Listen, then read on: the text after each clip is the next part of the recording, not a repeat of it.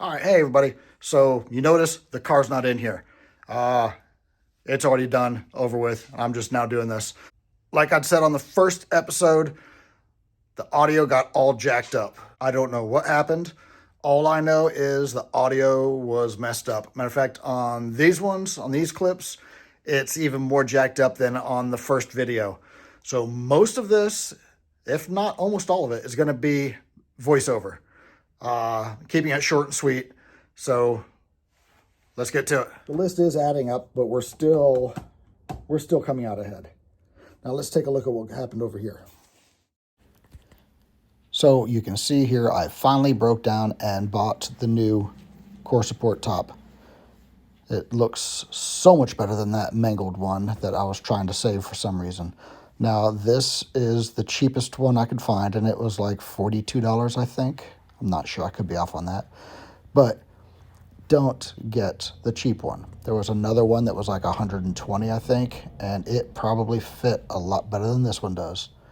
I had to do some kicking and prying and hogging out holes. You see, that's actually a self-tapper. So this is just not a good piece. Over there where the radiator hose is coming out, it's rubbing up against the metal. This one bolt here actually went into place somehow, and I don't know why, because that metal is bent in a little bit, but it went right in. I'm okay with that. Then over here, I've got one up here, and this one, if you look real carefully, you can't even see the hole. That's stupid. That one I might be able to get to if I hog out the hole and remove the battery, and I'm not sure if I actually did it or not. But it's in there. It's solid-ish.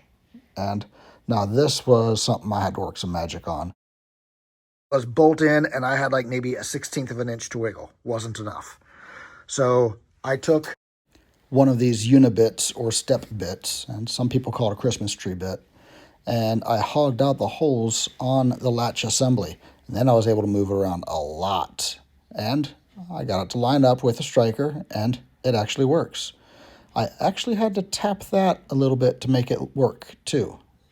But either way, look at that. If you could have heard it thud closed, you'd know that it lines up perfectly.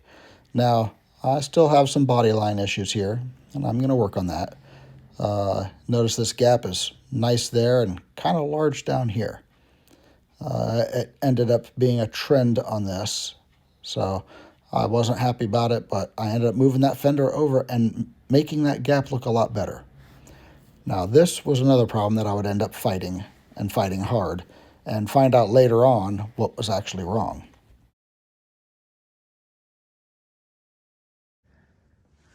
I don't know why. Some of it might have to do with adjusting the latch. But that's all I'm doing for tonight. It's progress. This hood was a lot uglier than I expected. You can see that there's a dent right there. You can see a little bit of a dip. And there's also, where is it? Right here, maybe? No, right there. I'm not a fan of putting filler on the hood. However, I'm gonna have to put a little bit of filler on here and some sanding. I actually have some on hand, so hopefully this will come out a lot better than what it is. And like I said, I want to set up that line better. And by that line, I mean the body line, the gap on the hood and fender, which, like I said, I ended up scooting the fender over a little bit more.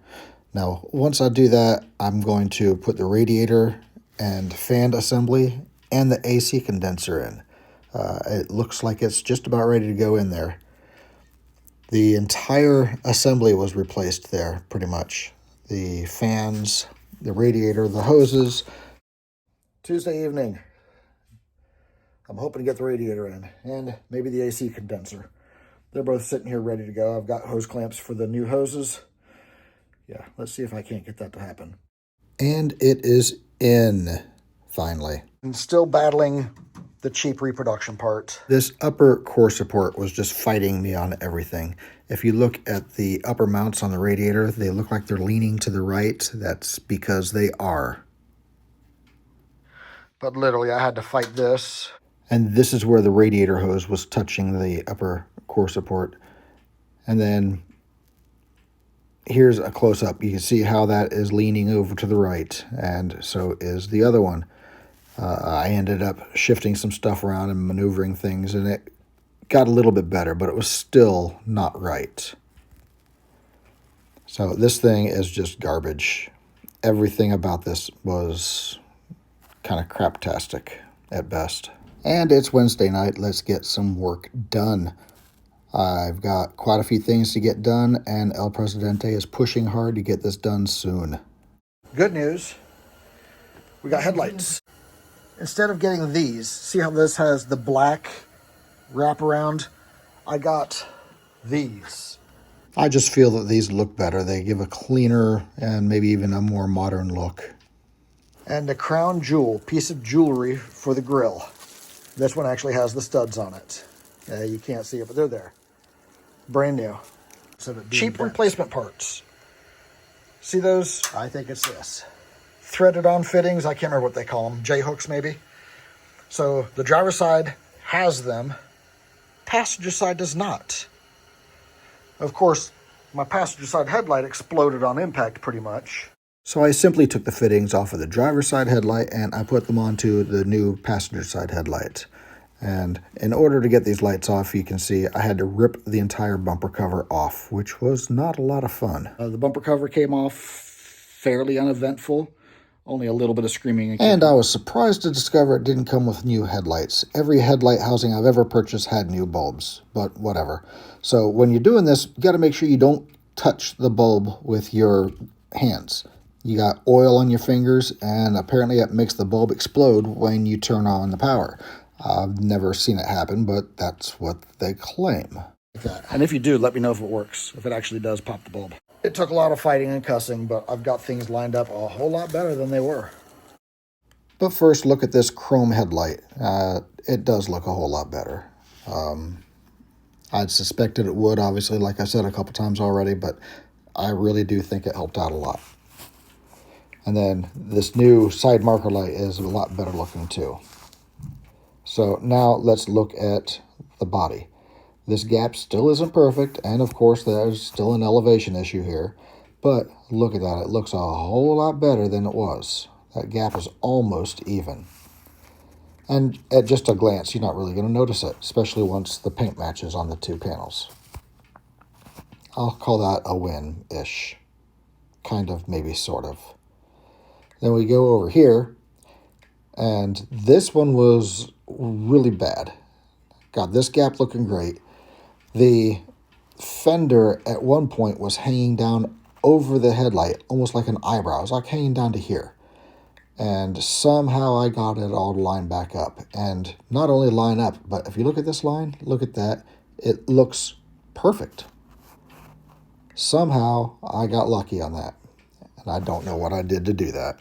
Now here, see it's sticking out a little bit. I'm not crazy about it. Notice the gouges in the paint on that A-pillar. This gap, I like this. It's nice and tight. It doesn't pop up against the door. And, you know, basically all in all, this is looking really nice. I'm not going to sand that fender, but I will end up sanding the entire hood when I do all the body work. I have no clue what I'm trying to say here. But I figure the bodywork on the hood all needs sanded down, so I'll just take care of the entire panel. And the fender, I really don't want to mess it up with the DA and screw something up. So I'll let the professional take care of that. Like I have said before, the talent, you just farm that out. Now this bumper cover, it's kind of weird. It's just, you got to kick it and smack it and pop it back into place. And the difficult part is knowing exactly where to smack it and when to smack it. If you also notice, I've got the new grill on there, and that's looking nice and pretty too. But see, you just got to smack it, and then it pops into place. And then you move over a little bit more, and you do a little bit of kicking and cussing, and you snap that in place. Now, just off camera, where the fender and the bumper cover meet, it's difficult. And for some reason, the clips don't hold very well on this one because every time I drive it, I have to hook those back up. So that's something I'm going to have to reevaluate and figure out. But you see, it's just a matter of popping all these back in place, making sure everything looks good, and then you can crawl underneath and start hooking up all of the fixtures on the bottom. But look at this. Look at that. I love this step because it's starting to look like an actual car. You can see how everything's lining up like it's supposed to now, or at least close enough to fake the funk. The fender's on, nice and straight. Now, I do still need to crawl underneath and button up the bottom of the bumper, and I need to put the chrome H on there. And matter of fact, I think I've got that in here. Yes, here we go. I'll pop those bubbles later. And this is like the simplest of simple. Oh, but look at this.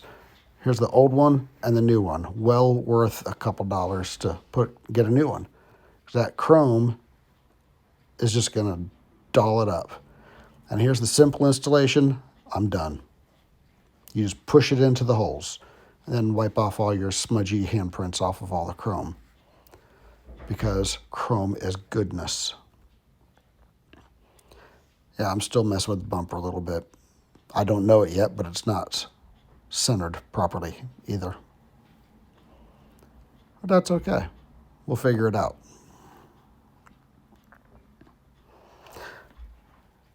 Now I got to come out here and get some information off of the old hood. It's not over there, but it's right here. I need to find out about refrigeration. And then I got on Marketplace and bought these. Can't remember how much I paid for it. I thought I got a screaming deal, but it was about market value. So at least I didn't get ripped off. I'm going to have an extra can after filling this system up.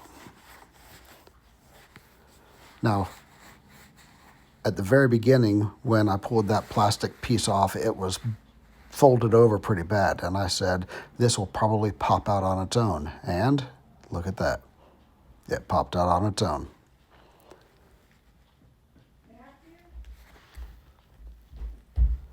So now I'm going to start sanding on this. And you see I've got a moving pad to help protect instead of taping things off or whatever. It's just quick and easy, and, you know, I don't care. This moving pad is garbage. I can't remember. I may have had a piece of 180 on here, or maybe some 220. I'm not 100% sure. But all I really need to do is take the shine off of the E-coating and check for high spots. You can also check for low spots. You can see how there's still some shiny spots there. Those are your low spots. Yeah. Look at it in the center. That's a really shiny spot. There's a little bit right there, a small dent, and then another small dent. And then there's this. Look how shiny that is. That is definitely a low spot.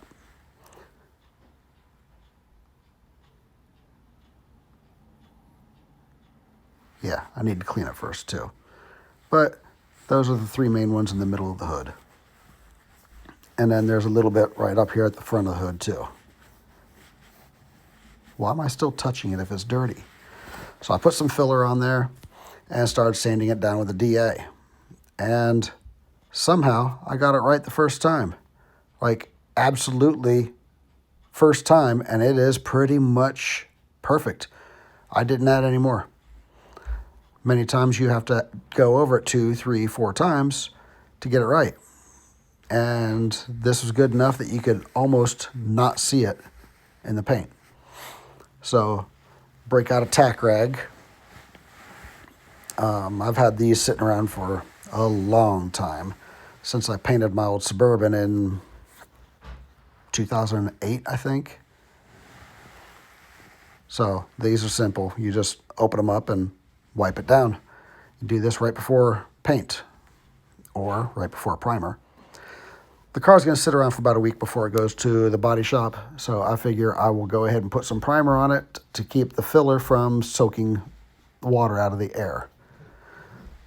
Primer does absorb water, but it's slower than just leaving the whole thing uncovered. It's good enough for now. So by this time, I'm pretty much finishing up. Now that primer's still wet. You can still see it was shiny, but all in all, I'm pretty much done, and this thing is almost ready to roll. I've already buttoned up the bottom of the bumper, and once this paint dries, I'll need to finish up the mechanical stuff so I can drive it without fear of hurting the engine. And filling up the coolant is all I have left to do. And so I go ahead and get this coolant that I've already mixed 50-50 and start pouring it in and cover up the funnel because it starts glugging and spitting. But we'll see you guys on part 3.